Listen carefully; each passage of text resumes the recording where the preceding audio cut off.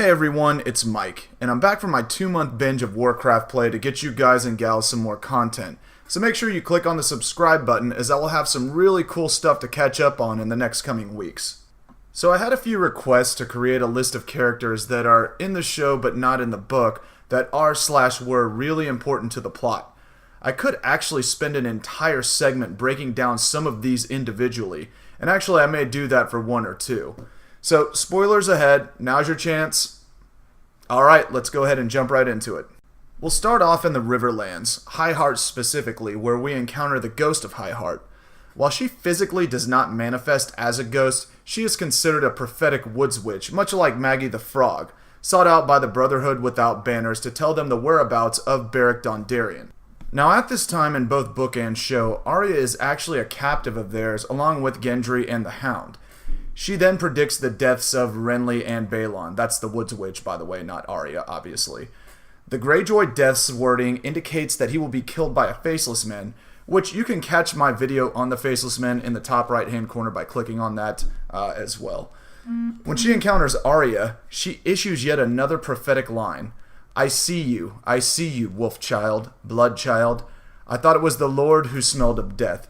You are cruel to come to my hill, cruel. I gorged on the grief at Summerhall. I need none of yours. Begone from here, dark heart. Begone. An obvious nod to Arya becoming a Faceless Man. She is also said to be the Woods Witch that Jenny of Oldstones, who married into the Targaryen family, brought to court that prophesied the prince who was promised to be born to the Mad King Aerys line. Most people believe this to be Daenerys or Jon. Next up, we have young Griff, who actually claims to be Aegon, the surviving son of Rhaegar Targaryen. Aegon was said to have been smashed up against the wall by Gregor Clegane, but in the book, he is supported by Varys and Illyrio as rightful heir to the Seven Kingdoms. He's also a highly educated individual that has been tutored in all facets of academia, sort of like Alexander the Great being tutored by Aristotle and other great scholars for some grand succession. Now, there are several theories as to who he might be. The most likely is that he's a Blackfyre bastard, but he's definitely a polarizing figure in the book that I wish really made it to the show. For those of you unfamiliar with the Blackfyre name, that is essentially a group of Targaryen bastards that actually had a huge rebellion in the book. Currently, young Griff is backed by the Golden Company, which is an army of sellswords with Blackfyre ties, and they are led by the former Hand of the King Jon Connington, staging up an assault on Storm's End, the former home of the man that usurped his alleged grandfather Aerys, and also slew his alleged father Rhaegar.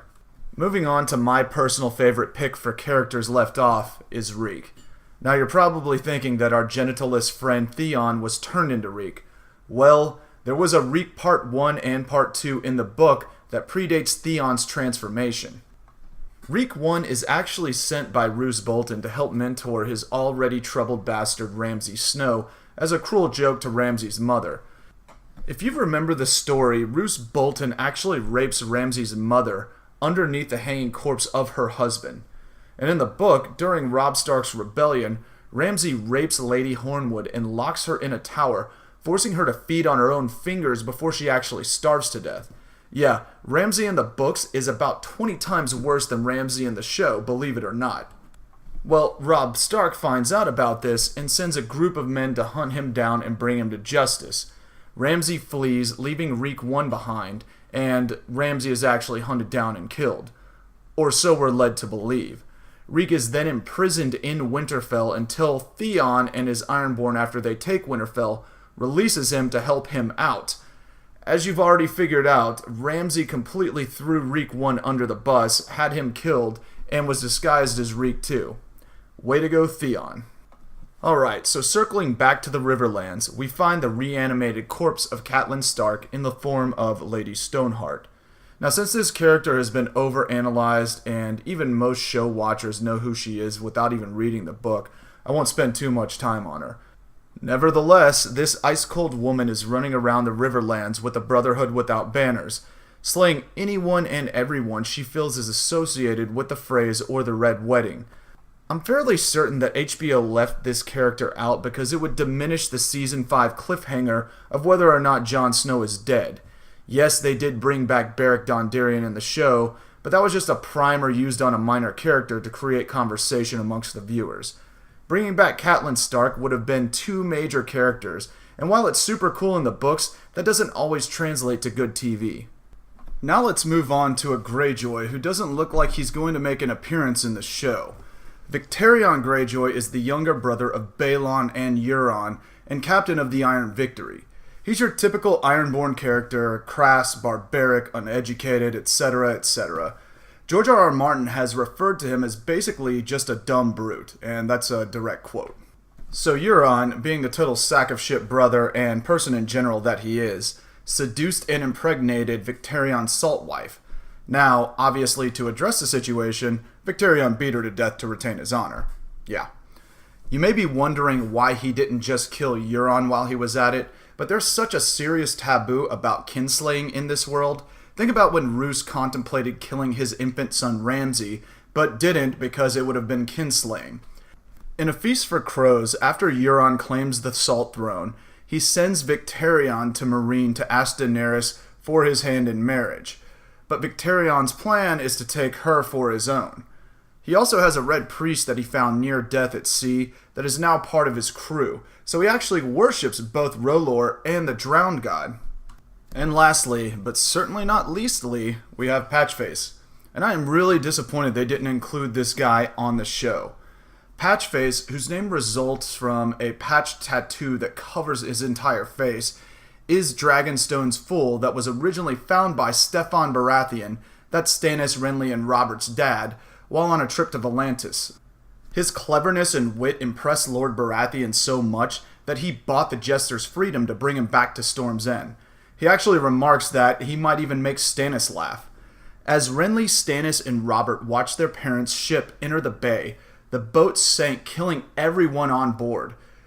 3 days later, Patchface is washed ashore and thought to be dead. He manages to cough up all the water and survive, and he awakens, but he returns with a broken mind and what appears to be amnesia. He became the Fool of Dragonstone and is friends with Shireen in the books. He is subject to much speculation due to his fragmented prophecies that he sings to Shireen. He predicts the Red Wedding, amongst other things. When he's at the wall with Stannis and company, Melisandre remarks that Patchface is dangerous, and she has seen him in the flames with blood on his lips. Now to me, if Melisandre is remarking that somebody is dangerous, we probably need to take note of that. He's probably going to play an important role in some sort of upcoming battle, if not the grand picture for the battle for the Dawn. Sounds like Patchface deserves his own video. And that wraps things up for this video. There are so many more characters in the book that were left out of the show, like fan favorite Strong Belwas, Makoro, who is another red priest that rides around with Victarion, Quentin Martell, the list goes on and on. And I definitely want to hear back from you book readers in the comments on characters that were left out of the show that are in the books. Now these don't necessarily have to be super important characters, it could just be one that you found amusing or just somebody that you liked in general. I promise I will not be going on another hiatus like the last one. Warcraft is a powerful drug that must be used in moderation, that's all I can say. Also, I've addressed the previous audio issues as well that I was experiencing just by upgrading hardware and software, and subsequently have released the Faceless Man video to fix those sharp S sounds you may have noticed.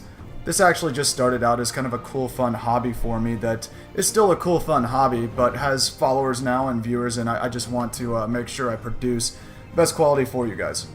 I hope you enjoyed this video. I'll have some more in the coming days/weeks, so stay tuned. Thanks for joining and take care.